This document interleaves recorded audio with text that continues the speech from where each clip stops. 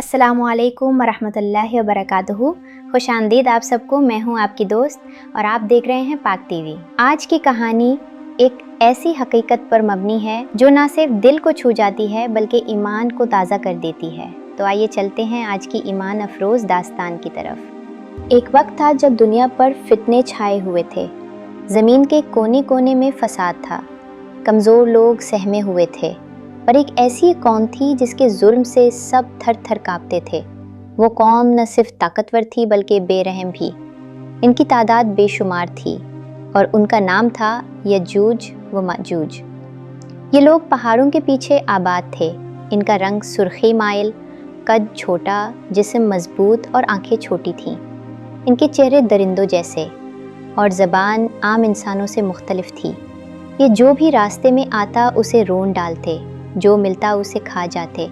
न जानवर महफूज थे न फसलें। इनका फसाद इतना शदीद था कि आसपास की आबादियां तबाह हो चुकी थीं। एक दिन दुनिया के एक आदिल बादशाह ज़ुल्करनैन, अल्लाह के नेक बंदे, अपने सफ़र के दौरान मशरिक़ व मग़रिब घूमते हुए एक इलाके में पहुँचे जहाँ दो पहाड़ों के दरमियान कुछ लोग रहते थे। वो लोग परेशान हाल थे। उनके चेहरों पर खौफ और थकन के आसार थे। जब उन्होंने ज़ुल्करनैन को देखा तो भागते हुए आए और कहा, ए ज़ुल्करनैन, यजूज व माजूज इस तरफ से आकर हम पर हमला करते हैं, हमारी ज़मीनें बर्बाद कर देते हैं, हमारे बच्चे और औरतें महफूज नहीं। क्या आप हमारे और इनके दरमियान कोई रुकावट बना सकते हैं? ज़ुल्करनैन ने फरमाया, अल्लाह ने मुझे ताकत दी है, मगर तुम भी मेरा साथ दो। लोहे के टुकड़े लाओ, आग जलाओ और काम में लग जाओ। फिर उन्होंने लोहे के टुकड़ों को पहाड़ों के दरमियान रखा, आग में पिघलाया और उस पर तांबे की तह चढ़ा दी। एक अजीम दीवार तामीर हुई, ऐसी दीवार जिसे न कोई चढ़ सकता था न तोड़ सकता था।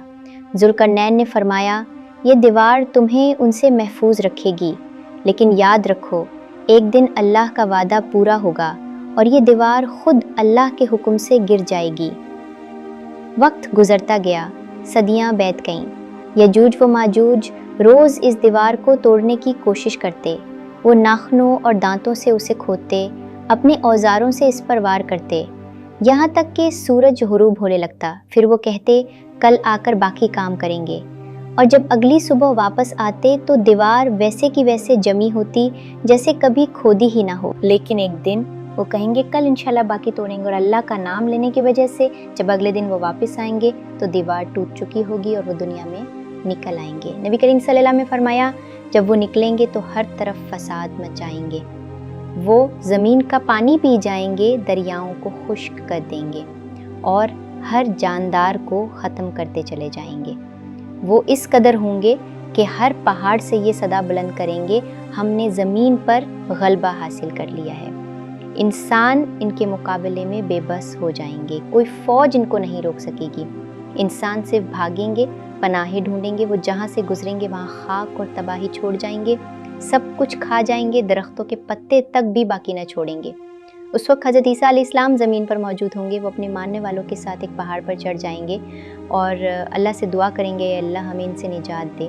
अल्लाह उनकी दुआ को कबूल करेगा और यजूज व माजूज के गले में एक ख़ास किस्म की कीड़ा या वबा डाल दी जाएगी और वो सब के सब एक ही रात में हलाक हो जाएंगे।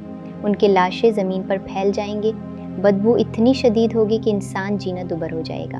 फिर हज़रत ईसा अलैहिस्सलाम उनके साथी दोबारा अल्लाह से दुआ करेंगे और अल्लाह ताला बारिश नाजिल फरमाएगा जो ज़मीन को धो डालेगी, फ़ज़ा साफ़ हो जाएगी, ज़मीन खुशबूदार हो जाएगी, हर तरफ सब्ज़ा उगने लगेगा और दुनिया में सुकून, इत्मीनान और बरकत का दौर शुरू होगा।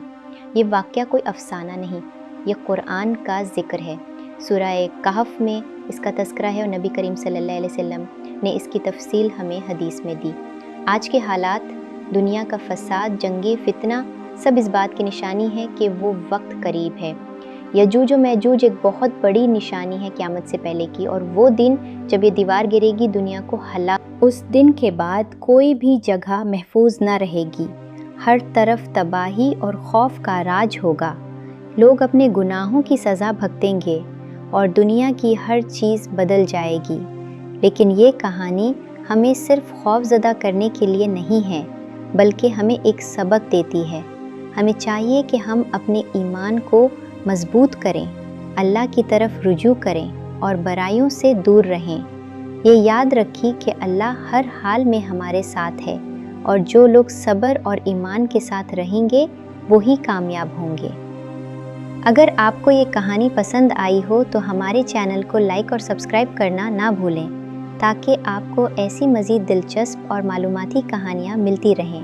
अल्लाह आप सबको अपनी हिफाजत में रखे, आमीन।